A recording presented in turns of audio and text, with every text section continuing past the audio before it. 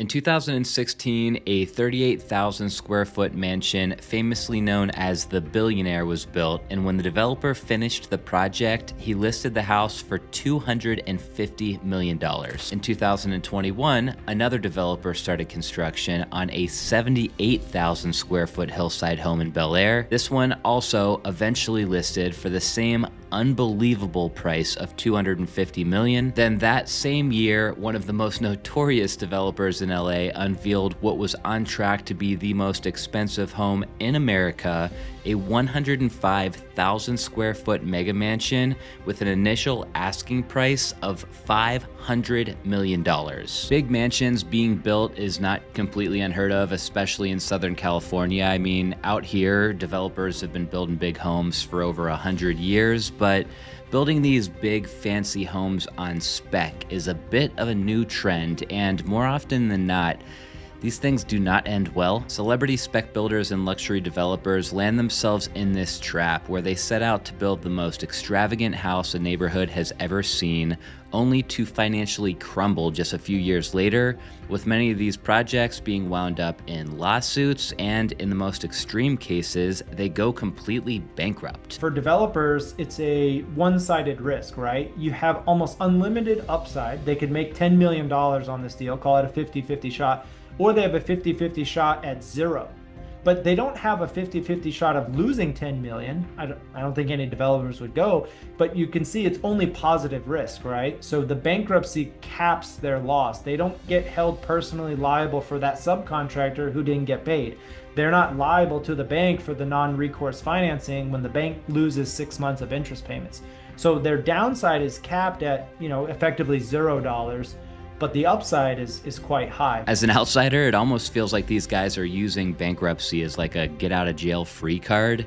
It's kind of like a way to get yourself out of a huge financial mess and just hit the reset button. Because even though there have been so many of these highly publicized mega mansion flops over the years, developers in LA keep building and they keep pushing the boundaries. I mean, heck, we literally just had a brand new $125 million mansion hit the market just last month. We'll look at that one a little later in the video. Today, I want to dive into why this keeps happening, what is the motive behind building a $100 million home, and more importantly, why do these guys keep betting what seems like everything they have on a single house when history tells us that oftentimes these big spec mansion projects end up getting lost to bankruptcy auction.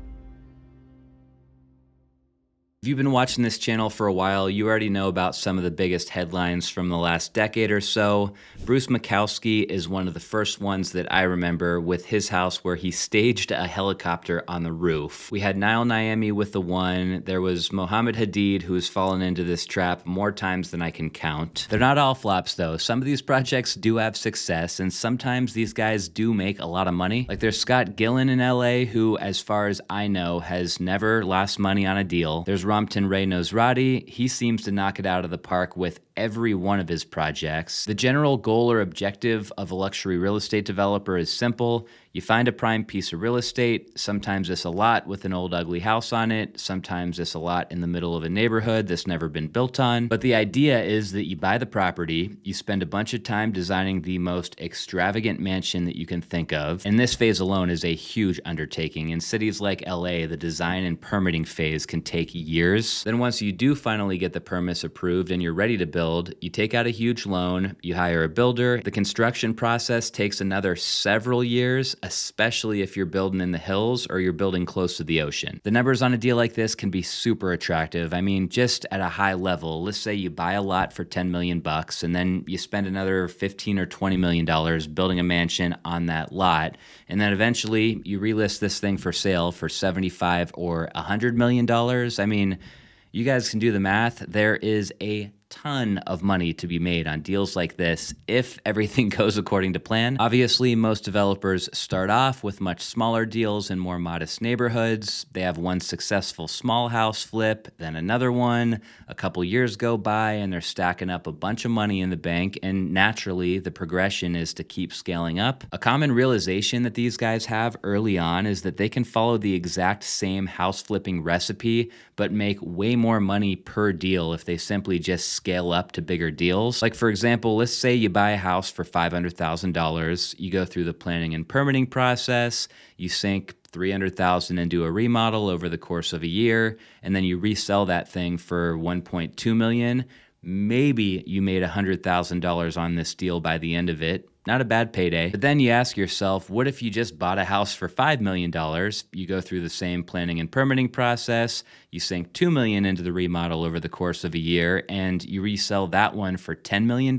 In scenario one, you just made $100,000 for a year's worth of work. But in scenario two, you made like $2 million for a year's worth of work. And yeah, in scenario two, the numbers are a lot bigger and scarier, but the general workload and process is pretty much identical. The next thing you know, after slowly ramping up into bigger and bigger projects, it's almost like some of these guys are trying to get themselves featured in the LA Times or the Wall Street Journal, and their ego starts to get in the way of their underwriting. All around the world, but especially in LA, there's almost this cultural expectation that each spec house built needs to outdo the last one that was built. The pool gets longer every time, the glass gets taller, the wine rooms get flashier, amenities start getting added that you would never even think would go into a house. I feel like a lot of these guys are just getting wound up in the spectacle, which is a pretty big problem, because if you're building one of these houses just for bragging rights, then more than likely you're not even thinking about the most important person anymore,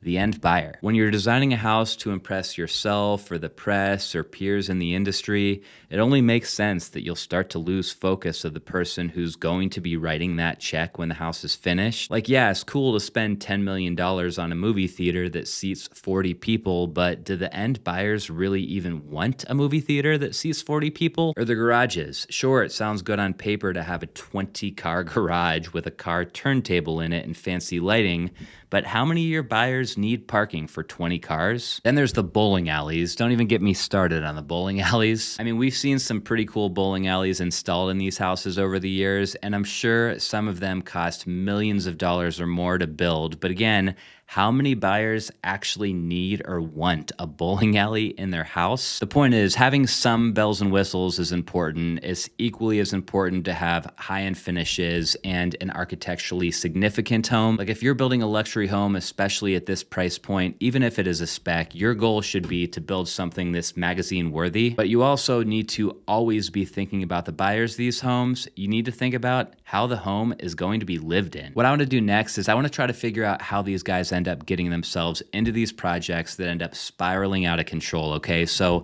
let's mock up a real life situation for ourselves and go house shopping. So we all know that the most important factor when you're shopping for real estate is location, location, location. So what we're gonna do is we're gonna shop for a lot that's in an A+ location, which I would consider this pocket of Bel Air to be exactly that. Like you'll notice there's a lot of variation in price around here, which is good, but just hovering over a couple of them. We've got a $109 million house right here. We've got a $55 million house right below it. Just south of that is a $49 million listing. Down here is that Villa Sienna listing for $177 million. We've got 1261 Angelo Drive for $175 million. You guys get the idea. If we're looking for a lot to build a $50 million spec house, we need to be in a neighborhood with comparables like this.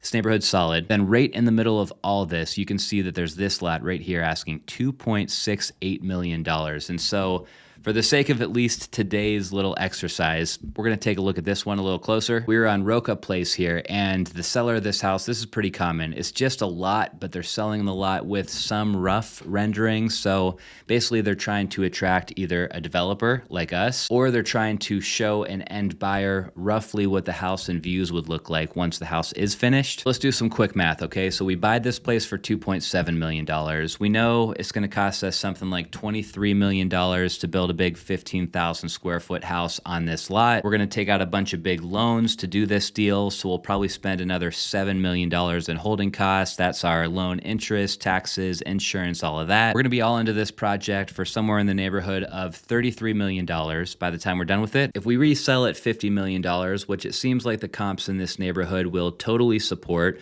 we'll end up with somewhere around $45 million in our pockets after we pay our commissions and mansion tax and all of that mess, which means we're walking away with like a $12 million profit for about 2 years worth of work. You can see the appeal. That is a ton of money for just a couple years of work. I mean, so much money to where if we do this project and it goes according to plan, we might not have to ever work another day in our life. But here's the thing, when you're doing a project like this, things never go according to plan.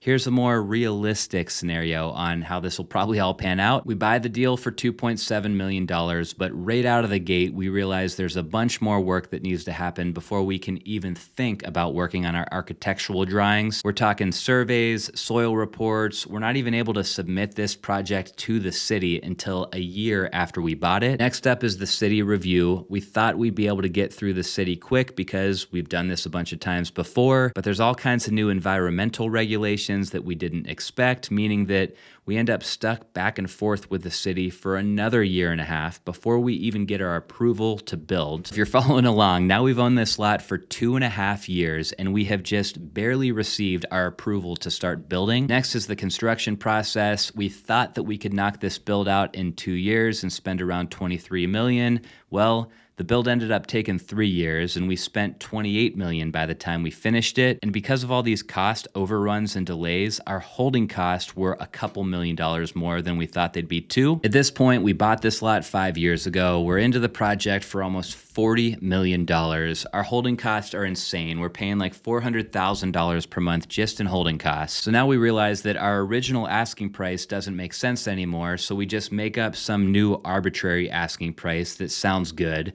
We figure we're going to list it for sale for $75 million and just kind of see how it goes. Well, we put the house up for sale for $75 million. We get a bunch of press for having the hottest new listing in Bel Air. Our agents throw a big party at the house. Everyone's talking about the place, but no real buyers ever show up. Months go by, we get some interest, but still no buyers. Another couple months pass, we drop the price, more time passes, we drop the price again, and to make matters even worse, now our lender is starting to get antsy. You guys can see where this is heading. If you put yourself in a situation where you're spending almost $500,000 per month in holding costs, you've got a house that isn't selling, even though you keep dropping the price, at some point you have to ask yourself if it makes sense to keep holding on or if you should just let it all go. When they're filing for bankruptcy, it's not necessarily just giving up all of their equity.